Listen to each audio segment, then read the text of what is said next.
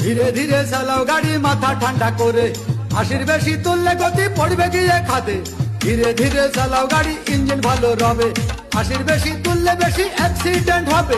100 kilo যাওয়ার পরে 100 kilo যাওয়ার পরে রং চাকে আবার স্টার্ট দেবে। যত গুতাও কাজ হবে না বন্ধ হয়ে যাবে, যত গুতাও কাজ হবে না বন্ধ হয়ে যাবে। বিরতিহীন ভাবে গাড়ি চালাইলে পরে গাড়ি যাবে গরম হয়ে, মোবিল বেশি খাবে।